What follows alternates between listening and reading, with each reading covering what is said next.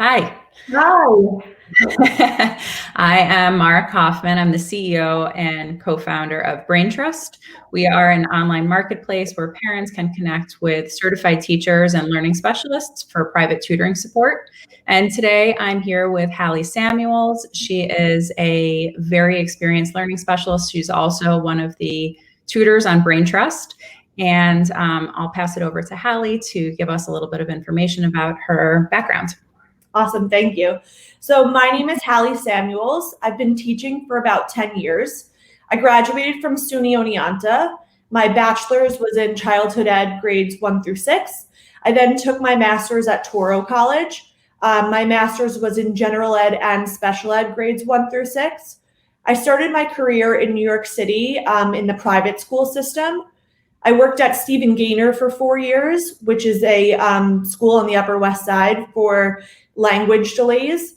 I also worked at the Shefa School, which is a Jewish day school for children with language-based learning differences. I worked there for about 3 years. From there, I started my private practice.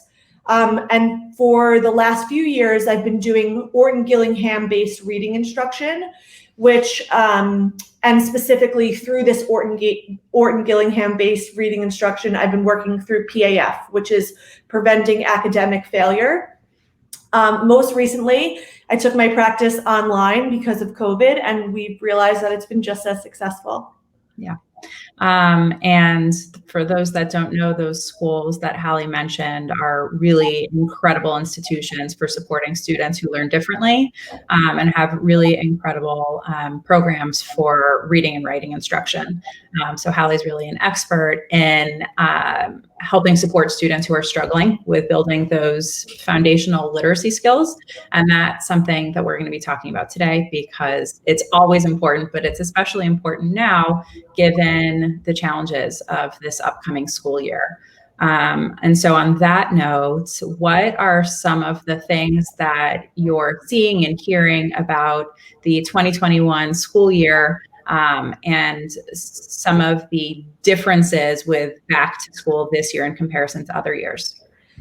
So obviously I'm not in the classroom this year, but based on some of the teacher and parent feedback that I'm hearing, teachers are not assessing children like they usually do when they first walk in the doors in September. Teachers feel like they can't be within close proximity to the students, and there's really just no extra support staff. So when the teacher pulls the student out of the classroom to do that one-to-one reading, there's no one else to watch the class. So the levels this year for reading are kind of just like simply unknown for now. In some schools, they have no small reading groups because there's no room in the classroom to pull the small reading group like there has been in the past. Teachers just don't feel that it's safe. So they're ultimately starting their entire class on the same reading level, which is problematic because sometimes this reading level is miraculously appropriate for the child, but for some it's way too high or it's way too low. I've also heard that the kids can't use class libraries. If a child touches a book, the book has to be quarantined for 72 hours. So oftentimes teachers are kind of just making the library off limits, which is problematic because the way that students used to be able to just grab a book, they're just not exposed to the literature that they used to be exposed to.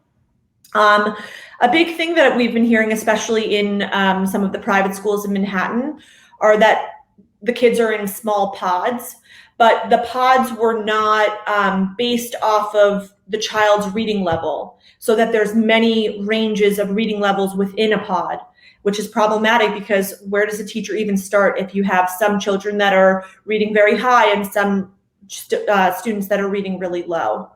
I've also heard that a lot of the day is spent taking COVID precautions, which definitely is eating into some of the academic time. And the plan is constantly changing, so there's not a lot of parent-teacher communication like there has been in the past. And I think that it's really important to highlight that this is not the teacher's fault. Like, this is the way that the world is right now. Teachers deserve so much credit and praise and respect. And we really should know that they're doing everything that they can to have a normal school year, but just this is the world that we're in right now.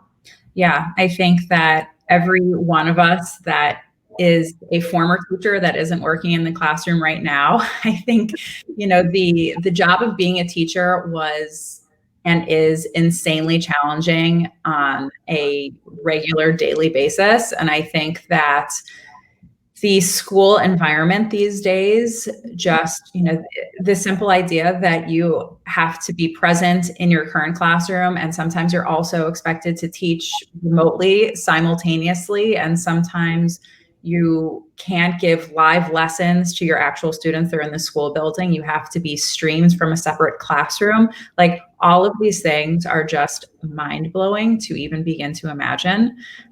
So, all of us former classroom teachers do nothing but bow down to current classroom teachers.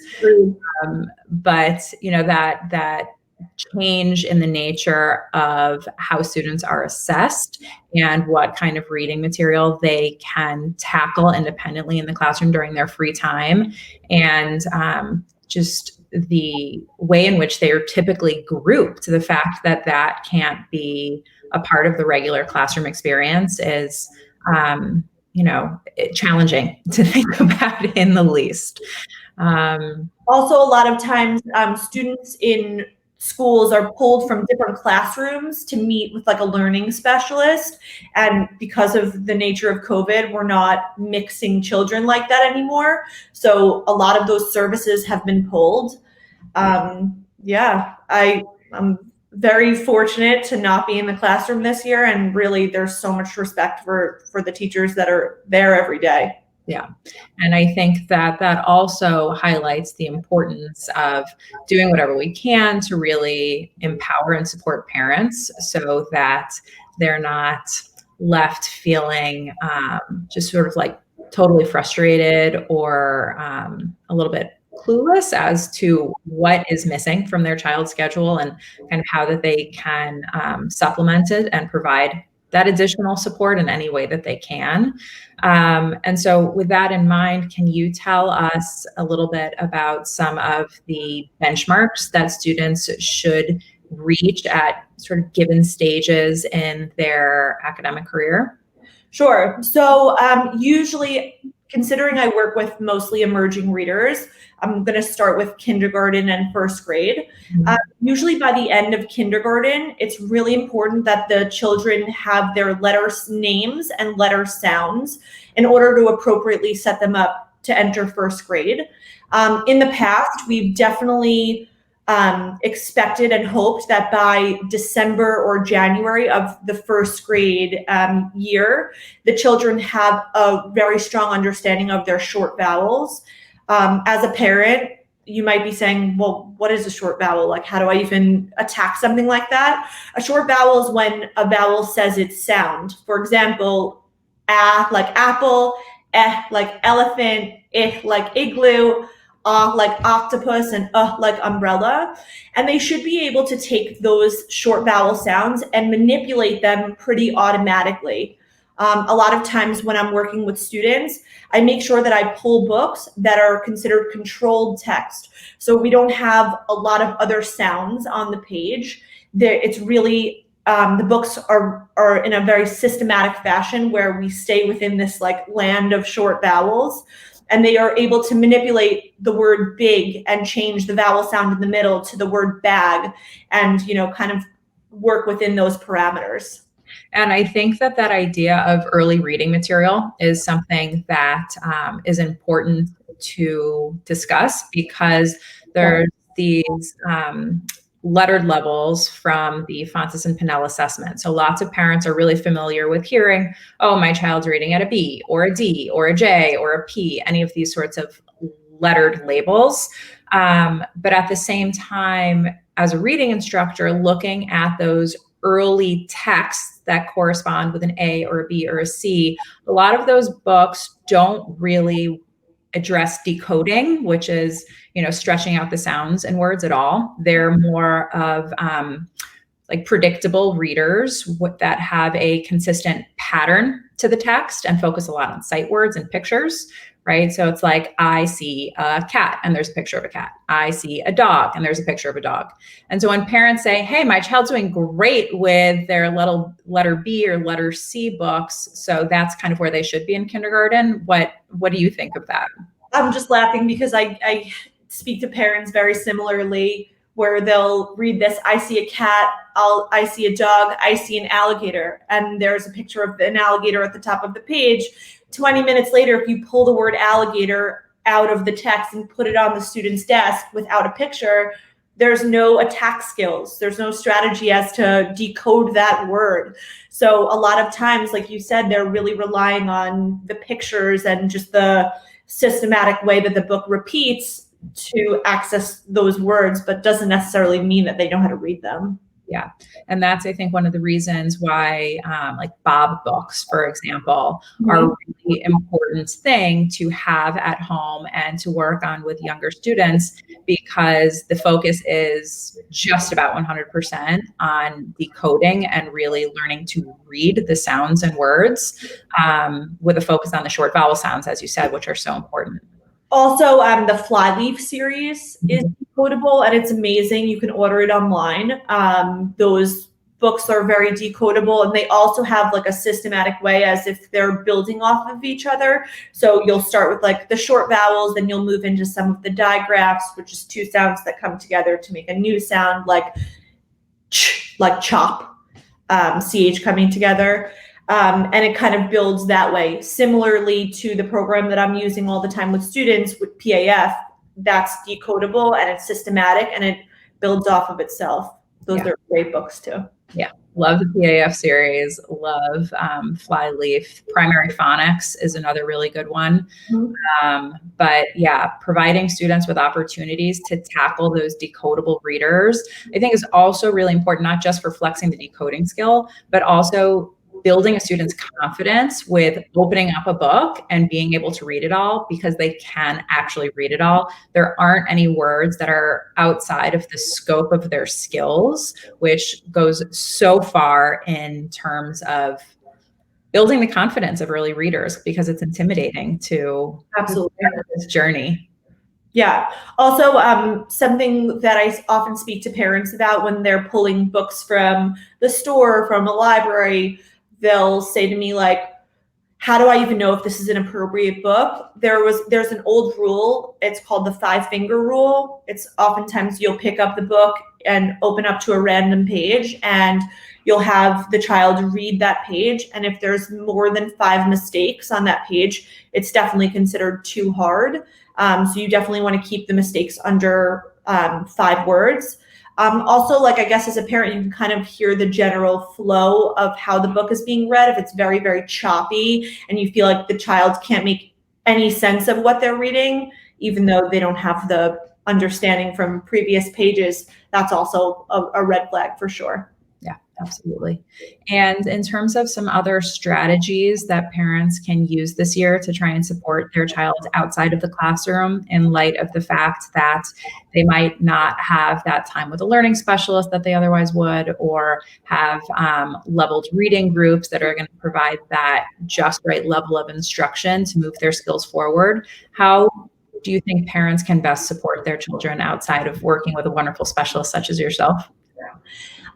Thank you. I think that especially for some of the emerging readers, we do a lot of vowel manipulation work, where we'll take like a basic whiteboard and we'll give them CVC words, vowel, consonant, vowel words, like the word consonant, vowel, consonant words, sorry.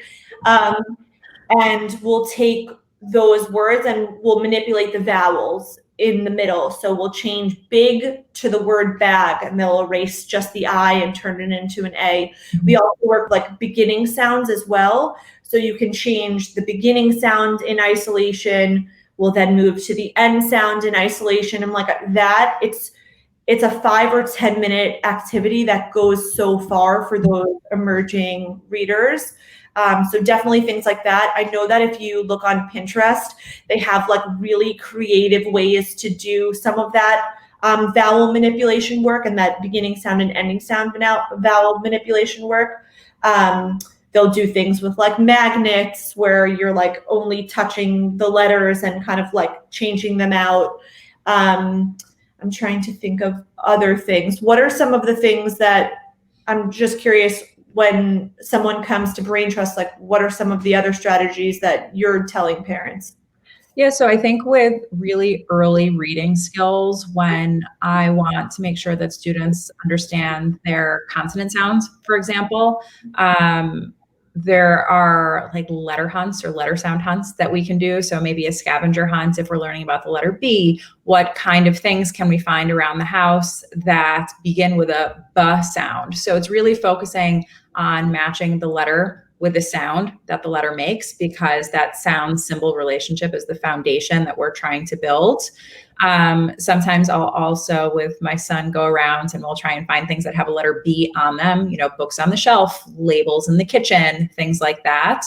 And we have magnets on our refrigerator as well. So we'll play with those magnets to think of words that begin with a B sound and try and spell them.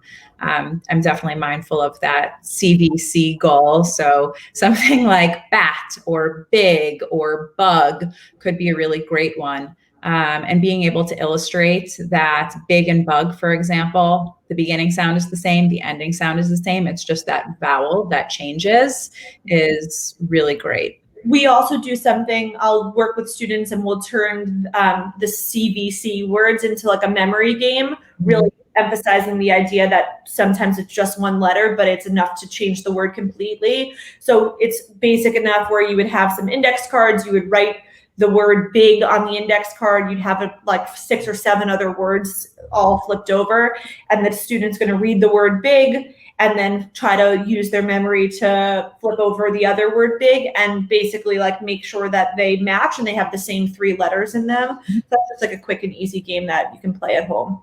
Yeah, and I think what you're discussing and some of the ideas that I also brought really highlight the importance of that multisensory approach to instruction, that it's not just talking about these sounds, it's really linking the things that you hear and discuss to actual representations of those letters that are written, whether by the student or on a magnet, something like that, and doing hands-on activities that illustrate the ways in which we can manipulate those sounds.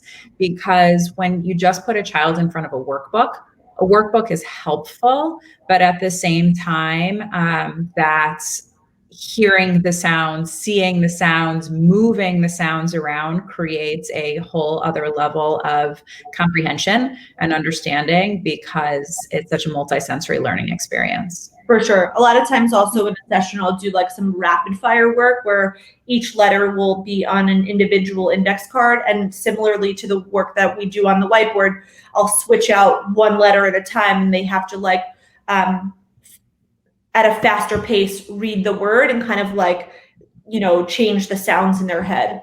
Yeah. So the rapid fire rounds, and we'll do it for time or something like that. So a lot of the kids like anything that's timed or where there's some sort of just goal at the end. Yeah, like games or points. That one that you talked about in the beginning on the whiteboard of changing a sound, I'll always play it with my students and say, let's see who can think of the most ways to manipulate a word, and they're the winner of that round once, I get competition.